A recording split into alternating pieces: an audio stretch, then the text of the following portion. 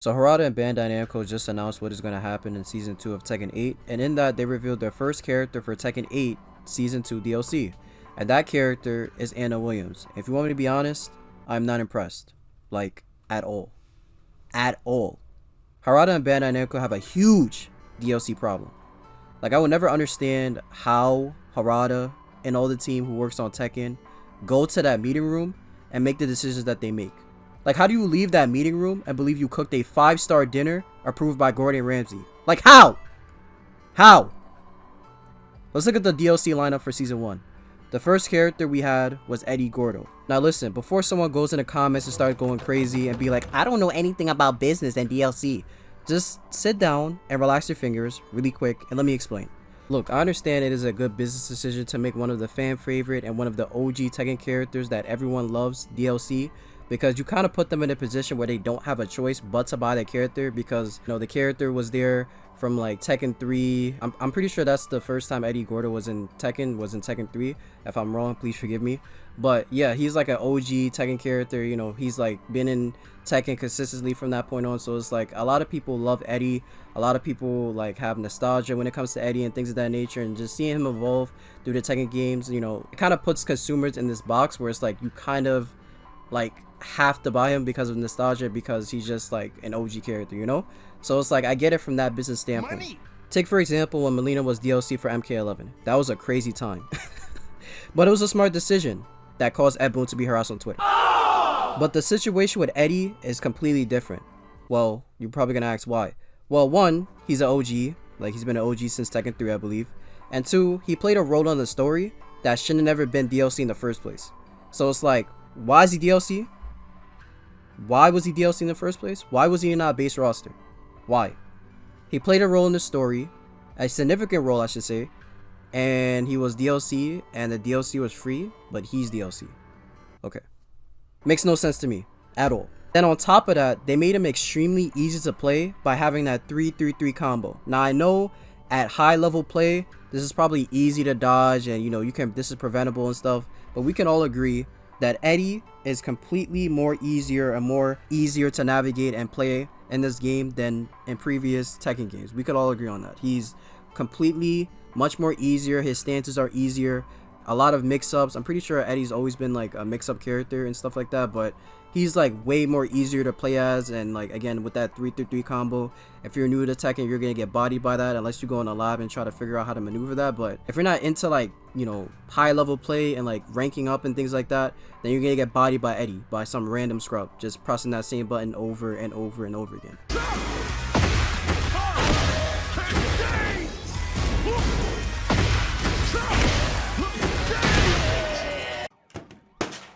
So yeah, they made Eddie completely busted, completely easy compared to all the other Tekken games. It's actually really crazy. Now let's talk about the most dumbest and the most stupid decision I've ever seen Harada and Bandai Namco made in their entire career of doing this game stuff. You wanna know what that is?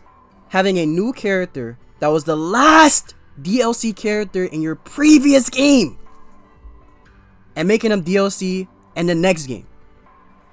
Like literally when I saw this, I literally wanted to become the Joker and Doomsday at the same time. Because what in the world was they thinking? What on earth was they thinking? I will never let them see the light of day for this. You wanna know why?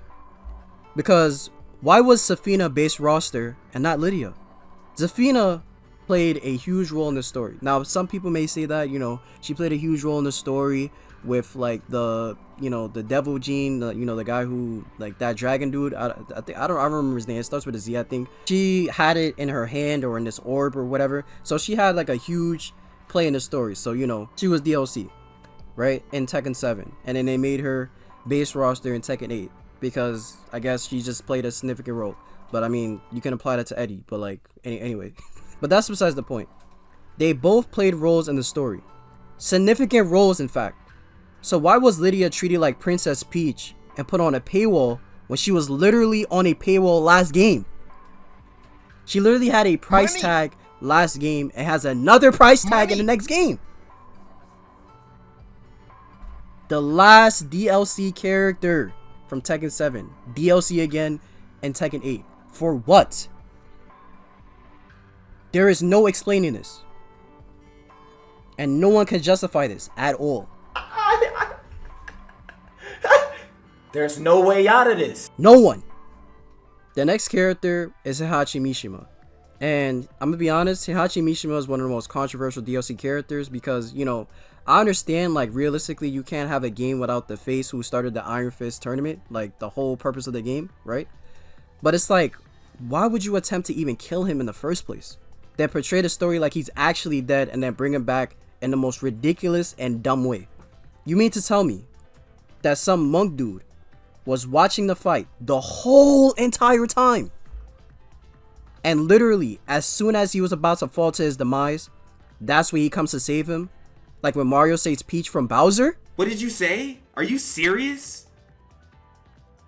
What is wrong with you? It's honestly despicable when you think about it. Know me. And it's like, we have Reina, so it's like, what? Why did you... I don't... Alright.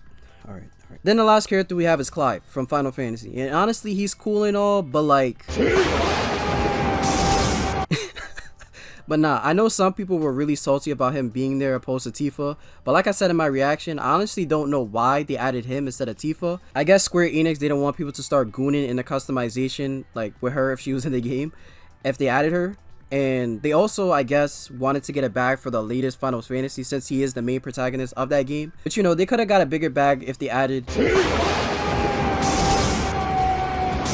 And now we have Anna Willams as the first character for Season 2 DLC for Tekken. And again, as I said, I'm not impressed. Because Anna was literally DLC last game. And it's like, why do I... Well, not I, because I'm not paying for her, like, at all. Why do people have to pay for this character that should have been base roster? And worse again, if you pay for her last game, guess what? Whip out that wallet and pay for her again. You scrub? That's how Harada treats DLC. That's how he treats it. And I'm pretty sure Harada would make Anna DLC in Tekken 9, and then Tekken 10, and then Tekken 11. Ha! He probably would even make Jin DLC in Tekken 11. Man, you don't know what Harada's gonna be up to in his head. It's crazy. But anyway, let's pray that doesn't happen. And let me know how you guys feel in the comments below. Are you guys impressed with Anna being DLC for the second time in a row? Do you believe it's justified? And if so, why? Tell me in the comments below. I love you guys. Like the video, subscribe if you're new, subscribe to my Christian channel. It's very important to your salvation. What happens after death? The channel will be in the description. If you guys want to hear my thoughts on that free DLC with Heihachi, check out the end card video, and I'll talk to you guys in the next one. God bless.